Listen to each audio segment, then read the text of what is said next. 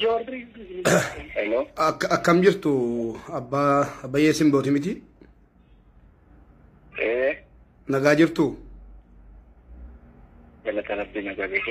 Nagaa amma sirra deebiinsinii bilbilee mubaarak musammaati.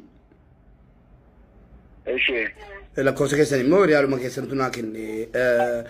Amma dhimma mucaa keessanii kana torbee tokkoon boodan dubbadhaa naan jettanii turtanii.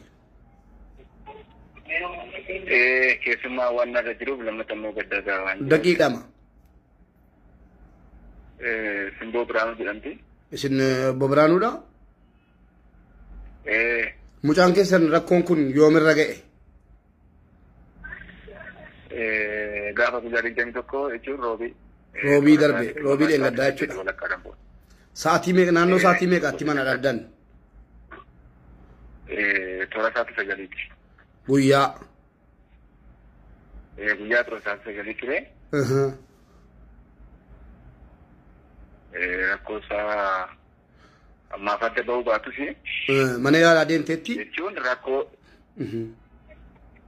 mana yaalaa deemteetti yeroodhaaf akka waan ishiin fuutee hojjettetti fudhatame ture.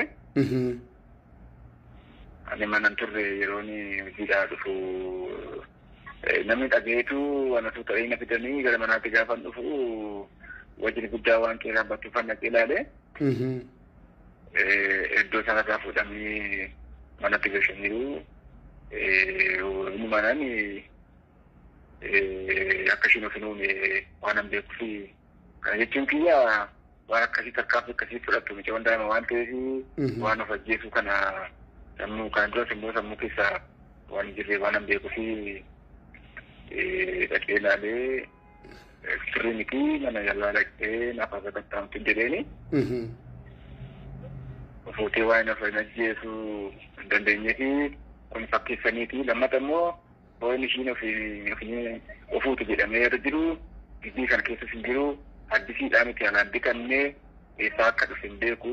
Kanaaf mucaan koo kanaaf irratti raawwanne waan ta'eef manni yaalaa naaf adeemti jennaan mana yaalaa yeroodhaaf xeenaa xaabiyaa hidhattee achitti waan sun gudeeddii akka ta'e sana isaan adda baasanii gara hospitaalaatti deemtee irra caala immoo mirkaneeffachuu dandeessaa jedhanii.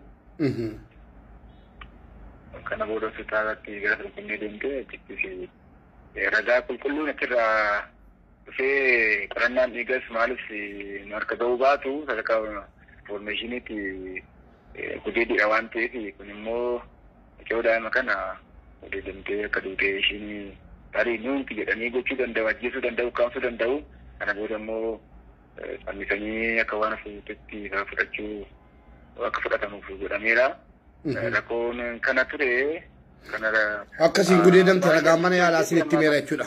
Manni yaalaa akkasiin gudeedamte manni yaalaa akkasiin gudeedamte ragaa himeeraa jechuudha.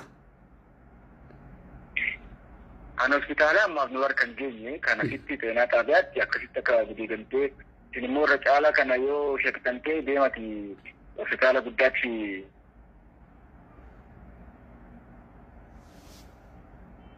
Bilbila saddaan cite yaani namni si shakkitan yookiin immoo wanni adda isinii ba'een jiru jechuudha amma wanaatti. Hello. Abeet. Neetworkiitu addaan ciccitaa jira. Amma xumura irratti tan isin gaafadhu namni itti gaafatamummaa fudhate yookaan immoo qaamni qabame ni jira gochaa mucaa kana irratti raawwateef namni qabamee hidhaa galee ni jira. Namoonni 7 kan to'atamanii jiran jiru warri gibbii sana. Qaama isa raawwate osoo hin taane qaama informaashinii sana kennuu danda'u kan immoo yeroo sanatti waan gibbii sana turaniif arguu danda'u warri jedhamee shakkaman namoonni 7 sagaraayyoo kan warri kireeffatanii bulanii qorannoodhaaf waajjira poolisiitti qabamanii jiru.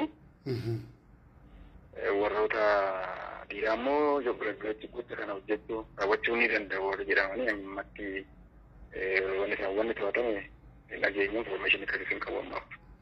Informaashiniin eenyu gudeedee akkamitti gudeedeetti kan jedhu ammallee informaashinii wayii isin bira ga'ee hin jiru jechuudha. Na bira kan ga'ee hin jiru informaashinii akkasii shamarranidha warri to'ataman warra gibbii jiranidha. isaanii warra takaraayii yookaan warra kireeffatanii jiranidha. Isaan arguu danda'u yeroo sanatti waan turaniif jedhamee warra shakkamantu to'atame. Ammatti information qabu. Warroonni dhiirota gocha kana raawwachuu danda'u warra jedhaman immoo ammatti information sana akka qabne to'atamuu isaanii. Mucaan kan isiin offanniftee jedhamee yookiin immoo fannifamtee argamte eessa? Yaan dallaadhuma manuma keessa moo qe'eedhuma keessa moo bakkeedha? Lakki gibbii keessa mooraa keessadha. Mooraa keessa jechuudha. Iddoo dhoksaayyuu miti iddoo ifaadha jechuudha. Iddoodha kan mul'achuu danda'udha. Amma xumura irratti uummata Oromootiif dhaamsa maalii dhaammat ture? Dhaamsi namni dhaamu ammatti qaamni qorata yakkaa kan guddinaas haa ta'u kanafittis ammatti itti deemaa jiru. Isaan irraa darbee immoo uummanni Oromoos biyya keessan biyya alaa sagalee ta'ee haqni kun akka bahuu danda'uu fi deeggarsa naa godhanii gaariidha. Ulfaadhaa galatoomaa haga dandeenye sagaleen taanaa obsa siniif haa kennu. Haatoo akkamitti jirti? Haati gaarii jirti? Obsiteetti? Ammatti rakkisaadha. Mucayyoo dhabuun qabne waan dhabneef amma danda'anitti maal gochuu dandeenya. Obsuusoo baanne waan laphee nama cabsuudha waan ta'eef ana qofa osoo hin taane uummata naannoo kana irratti bahaa guddaa ta'edha. Warra maatii kana qofa osoo hin taane gadda kana kan hirmaachaa jirru maatii qofa osoo hin taane akka biyyaattiidha. Akka Oromoottidha. Akka biyyaatti waan ta'eef kun waan laphee nama cabsuudha. Ta'ees hin beeku naannoo kanattis dhageessu waan hin beeknedha waan haaraa nuti ta'e kana baay'ee gaddinee gadda kana immoo uummata Oromoo hunda waan ta'eef ana qofni hin dhabne uummata Oromoo hundatti qabe waan ta'eef nama kana. Kanaaf amma danda'amaa ta'etti jajjabaachuu yaalla. Jabaadha. Rabbi isin jabeessu deebiin isin dubbisaa. Jajjabaadha maatii firoottaniif isiniif haadhaaf illee hundumaafuu uummata Oromootiif jajjabinaa kennu. Galatoomaa isinii bilbila. Egaa uummata keenya kabajamoo akkuma dhageessanii kuni abbaadha. Akkuma suuraa irratti argartanu abbaan waan jiru nu ibsee jira. Haga dandeenyeen bakkuma jirru piroofaayilii irra kaa'annee simboodhaa sagalee ataanu isiniin jedha hunduma. Assalaamu alaikum wa rahmatullahi wa barakaatu. Jaallatamtootaaf kabajamtoota hordoftoota koo akkam jirtu nagaa keessanii. Viidiyoo kana yoo akka carraa ta'ee bira naa ga'e muummicha ministeera Itoophiyaa Dr. Abiy Ahmed akkasumas pirezidaantii naannoo Oromiyaa obbo Shimallis Abdiisaa akkasumas kantiibaa magaalaa Finfinnee kan taate Aadde Adaanech Abeebee bira akka naa ga'uun barbaada. Akkuma beekamu kanaan dura daa'imni Heebaan jedhamtu kan nu sagalee taa'afii turre gudeedamuudhaan namoonni gudeedan qabamaniiru itti murtaa'e akkuma jedhame daa'ima keenya simboo dhalattuu naannoo Shawaa kan taate gudeedamtee kaatee akka ajjeefamte mirkaneeffannee waan jirruuf please namoonni gudeedan kun qoratamanii qabamanii seeratti nu dhiyaatanii hatattamaan murteen barsiisaa fi wal fakkaataa ta'e akka kennamuuf kabajaan isin gaafanna. Sababni isaas nuti warra daa'ima qabu hegeree daa'ima keenyaatiif sodaannee jirra.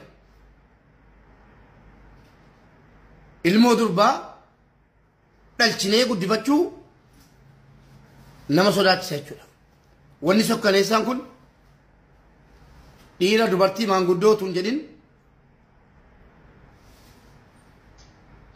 bakka hundatti balaaleffatamee gochi sukkaneessaan akkanaa deebii wal fakkaataa kan uummata kan biraa barsiisaa ta'u tarkaanfiin hatattamaan irratti fudhatamee arguu qabna jennee kabajaan xalayaa banaa kana isinii kaa'een jira obboleewwan kiyya viidiyoo kan argitan sheer walii gochuudhaan akka biraan naageessan abdii guddaan sin biraa qabaa galatooma.